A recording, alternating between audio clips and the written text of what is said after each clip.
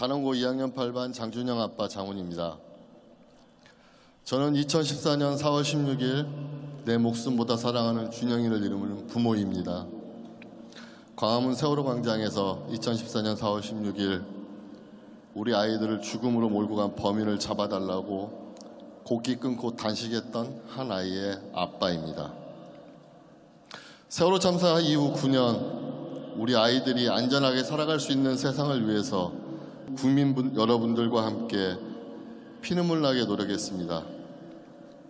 하지만 지난 할로윈 저녁 수많은 젊은이들을 우리는 또 지켜내지 못했습니다. 세월호 참사 때 내 아이를 지키지 못했는데 이번 이태원 참사 때도 우리 아이들, 우리 젊은이들을 지켜내지 못했습니다. 또다시 지키지 못했다는 죄책감에 머릿속이 텅 비어버렸습니다. 저는 일산에 삽니다. 일산에는 9분이 넘는 희생자분들이 계시더군요. 저 혼자 국화꽃을 들고 분향소에 가서 조문하였습니다. 하지만 차마 국화꽃을 고인들 앞에 올려놓을 수가 없었습니다.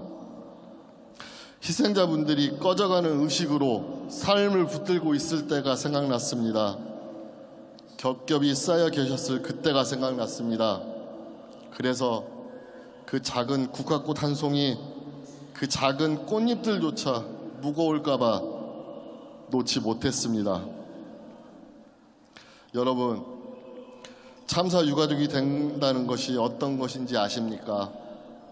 참사가 나고 장례 절차가 다 끝난 다음 집으로 돌아오면 그때부터 사랑하는 가족의 빈자리를 가슴 저리게 느낍니다.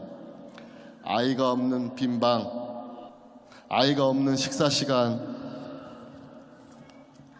아이가 없는 아침, 아이가 없는 내 가족, 아이가 없는 내 삶. 지옥을 직접 경험해 보지 못했지만 그때부터가 아마 지옥보다 더 끔찍한 하루하루가 이어질 겁니다.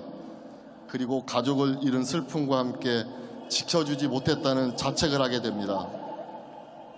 유가족에게 애도는 내 가족이 왜 죽었는지 분명히 알고 가해자들 모두 제대로 처벌받고 그 후로도 아주 오랜 시간이 지나서야 비로소 시작될 수 있는 겁니다. 내 아이가, 내 가족이 왜 이런 참사에 희생되었는가를 알아야 애도할 수 있고 슬퍼할 수 있습니다. 이번 참사의 희생자와 유가족분들께 꼭 드리고 싶은 말씀이 있습니다. 여러분 탓이 아닙니다. 자책하지 마십시오. 절대 놀러가서 죽은 게 아닙니다. 놀면서 국민을 지키지 않은 자들의 잘못 때문에 죽은 겁니다. 이번 참사를 지켜보며 CD 쓴 의문이 생겼습니다. 세월호 참사 이후 우리가 들었던 촛불은 정말 아무것도 바꾸지 못했던 것입니까? 일상의 안전이 무너지고 대형 참사가 반복되지 말자고 들었던 촛불 아니었나요? 세월호 참사 이전과 달라야 한다고 하지 않았습니까? 다시는 저 같은 불행한 유가족을 만들지 않겠다고 다짐하고 보다 안전한 세상을 만들고자 촛불을 들지 않았습니까? 무고하게 희생당해 하늘의 별이 된 304분이 참사의 마지막 희생자가 되게 하자고 촛불 들지 않았나요? 왜 또다시 이런 참사가 발생하는 것일까요? 단언하건대 그건 책임자 처벌이 부족했기 때문입니다.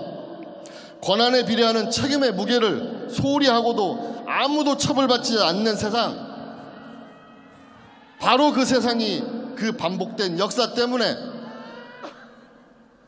우리는 세월호 참사에서 아이들을 잃었고 또다시 이태원 참사에서 꽃같은 젊은이들을 잃었습니다. 우리는 세월호 참사로 희생된 우리 아이들 죽음의 책임자를 알고 있습니다. 여러분, 이번 이태원 참사로 우리 가족들을 죽음으로 몰고 간 자들이 누구인지 우리는 알고 있지 않습니까? 그 자들에게 책임지라고 해야 하지 않겠습니까? 그 자들을 처벌하라고 강력하게 요구해야 되지 않겠습니까? 일각에서는 일단 애도부터 하자고 합니다. 다시 말하지만 애도는 책임자들이 책임을 지고 처벌받을 사람들이 처벌을 받은 다음 시작할 수 있습니다. 마지막으로 저는 9년 전 세월호 참사로 아이를 잃고 던졌던 그 질문을 다시 윤석열 정권에게 묻고 싶습니다. 국가가 국민의 생명과 안전을 책임질 수 없다면 도대체 그 존재의 이유는 무엇입니까? 이번 이태원 참사로 희생되신 분들의 명복을 빕니다. 그리고 다짐합니다.